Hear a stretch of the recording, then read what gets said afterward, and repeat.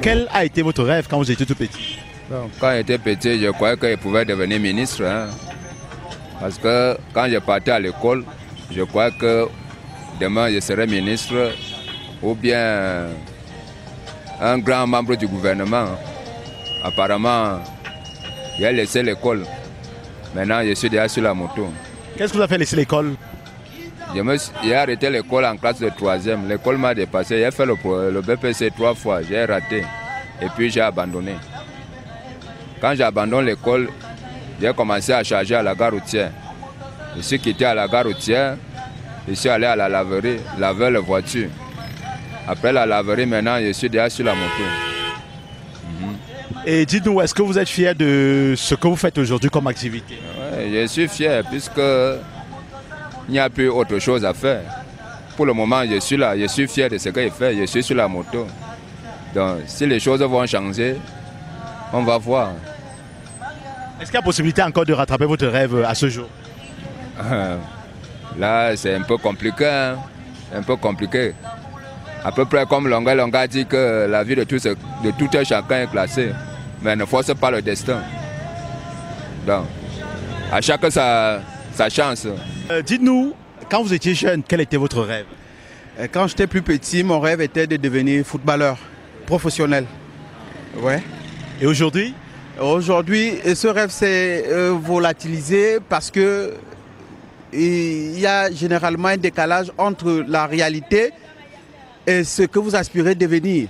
Donc, ça s'est pas passé comme je le souhaitais. Ouais. Il y a eu trop de problèmes, de soucis. Il n'y avait pas... En fait, les moyens ne m'ont pas permis de réaliser mon rêve. Et aujourd'hui, je ne sais pas, vous faites dans quoi concrètement? Est-ce que vous êtes satisfait de ce que vous faites aujourd'hui? Oui, aujourd'hui, je ne me plains pas parce que je me suis reconverti par la grâce de Dieu. Je suis commerçant aujourd'hui. Je fais dans les vêtements. Ouais. Donc, pour vous, malgré le fait qu'on n'ait pas pu réaliser le rêve d'enfance, l'activité qui vous occupe aujourd'hui vous permet quand même de pouvoir passer le quotidien. Oui, ça me permet. Par la grâce, oui. Oui, je ne me plains pas. Quand vous étiez toute petite, quel était votre rêve? Bon, quand j'étais tout petit, mon rêve était toujours d'aller à l'école et d'être médecin dans ma vie. Mais bon, malheureusement, les moyens pour réunir pour m'envoyer à l'école n'a pas permis à mes parents. Et puis bon, je me suis trouvée dans une activité où je n'avais pas prévu. J'ai d'abord fait l'informel. J'ai travaillé dans une imprimerie où j'étais secrétaire, chef de fabrication. Et puis bon, j'ai fait 15 ans de service et puis j'ai perdu mon travail. Maintenant, je suis devenue commerçante parce que je ne peux pas croiser les bras. Maintenant, j'ai une parfumerie à mon propre compte, donc je me bats comme ça. Parce que mon rêve n'a pas donné. Vous êtes satisfait de ce que vous êtes devenu aujourd'hui, malgré le fait que vous n'avez pas pu accomplir votre rêve? Oui, bon, je peux dire que je suis satisfaite parce que je parviens déjà à nourrir ma petite famille et je les ai envoyés à l'école. Donc, je n'ai pas croisé les bras et puis je parviens aussi à m'occuper de moi-même.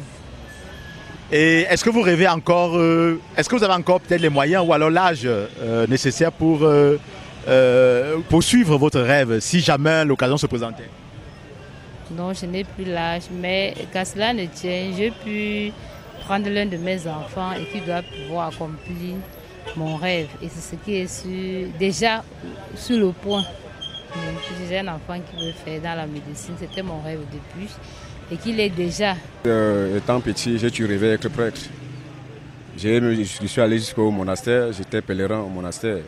Dans des années 2007-2008, j'étais pèlerin.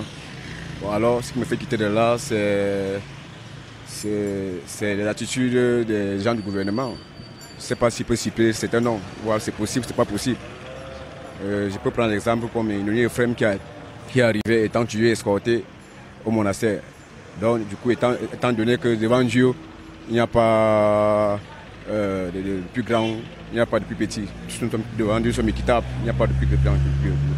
C'est ça qui m'a d'abord fait marquer le point. Le deuxième point, j'ai suivi dans la même époque, il y avait pratiquement une certaine Madeleine Tuente, qui était qui est ministre actuel, l'actuel ministre de la recherche scientifique. Elle est venue toujours étant aussi escortée, tout. Donc, du coup, moi, à mes yeux, ça m'a vraiment frustré. Et puis ça m'a fait partie de là. Ah, donc ça veut dire que c'est l'attitude de ces gens-là qui vous ont fait abandonner votre rêve d'enfance? Oui, mon rêve d'enfance. Et aujourd'hui, Vous faites quoi dans la vie? Est-ce que vous êtes satisfait de ce que vous êtes devenu aujourd'hui? Je peux dire oui, puisque peut-être Dieu n'a pas voulu que je sois là aujourd'hui par rapport à mes rêves. Aujourd'hui, j'ai fait autre chose, c'est-à-dire j'ai appris ce qu'on appelle la géométrie. J'ai fait dans la géométrie. Oui, Vous êtes satisfait? Oui, je suis satisfait, puisque j'ai vu de ça. Quand vous étiez enfant, vous aviez quel rêve? Bon, je suis d'abord le révérend docteur Paulin Bouyamba. Je suis pasteur à la chapelle de la gloire de Christ, qui est située juste derrière l'hôpital de la Caisse.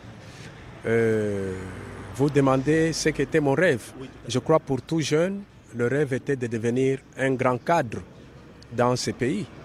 Mais vu certains aléas de la vie, on n'arrive pas à faire ce que nous avions voulu faire quand nous étions enfants. Mais je remercie Dieu parce que j'ai eu quand même à terminer mes études et à faire au moins ce que j'ai eu à apprendre quand j'étais sur le banc de l'école. Voilà. Donc ça veut dire que vous n'avez pas rêvé de devenir révérend, homme de Dieu, comme vous l'êtes aujourd'hui?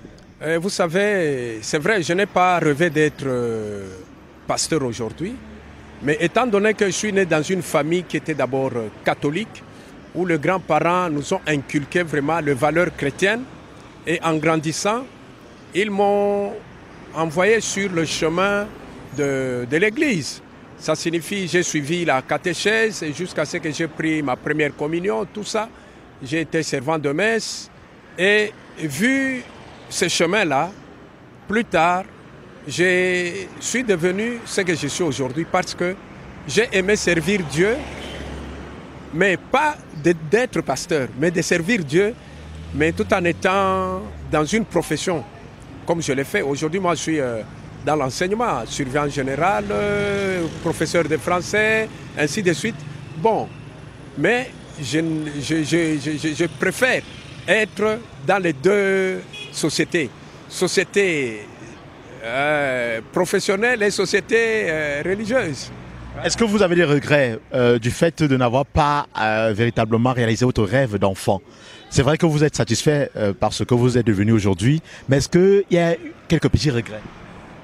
Bon, le regret, je dirais non. Parce que ce qui est important dans la vie, c'est de connaître Dieu, de travailler pour Dieu et de le servir partout où on est. Je n'ai pas de regrets. Je suis d'ailleurs très content de le servir. Quel était votre rêve quand vous étiez tout petit? J'ai toujours rêvé d'être un grand footballeur. Et aujourd'hui, est-ce que vous avez accompli votre rêve? Non, je n'ai pas été footballeur. Qu'est-ce qui vous a empêché de devenir footballeur?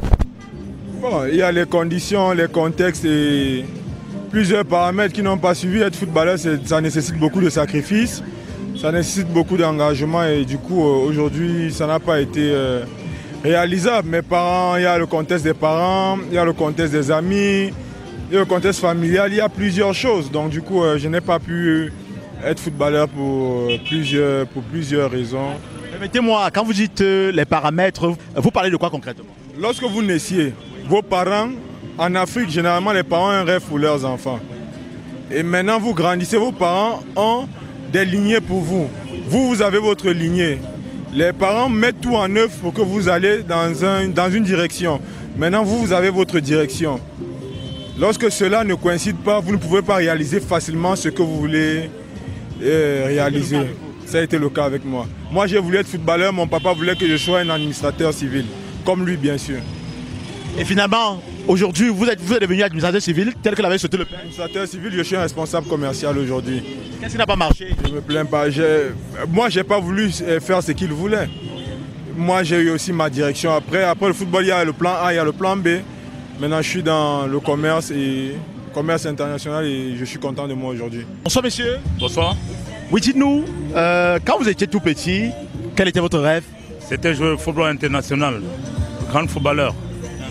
Et aujourd'hui, est-ce que vous l'avez accompli? Non, je ne l'ai pas accompli parce que les dirigeants, ça ne marche pas vraiment. Tous les jours, on promet, mais on ne fait pas ce qu'on attend. Non, mais en quoi les dirigeants vous ont empêché d'être footballeur? En fait, j'apprécie déjà l'infrastructure qui est déjà, c'est déjà une bonne chose. Mais maintenant, tout président comme fédération ne fait pas, il promet, mais il ne fait pas.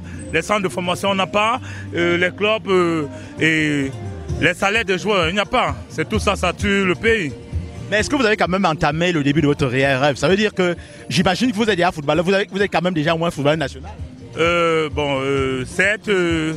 C'était dans la bonne voie, mais malheureusement les blessures n'ont pas permis qu'on continue jusqu'à arriver où nos rêves, on pensait à nos rêves. Et aujourd'hui, puisque vous avez arrêté le football, qu'est-ce que vous faites concrètement? Présentement, moi je suis un peu dans le formel, donc ça veut dire commerçant, ce que je vois je fais, mais avec le dehors qui est dur ces derniers temps, je ne comprends rien. Donc c'est inutile de demander, poser la question, de savoir si vous êtes satisfait de ce que vous faites aujourd'hui. Pas que aujourd'hui je suis marié, j'ai une famille, ça me plaît, j'aime ma femme, j'aime ma famille. Donc, et la santé hier, ça va.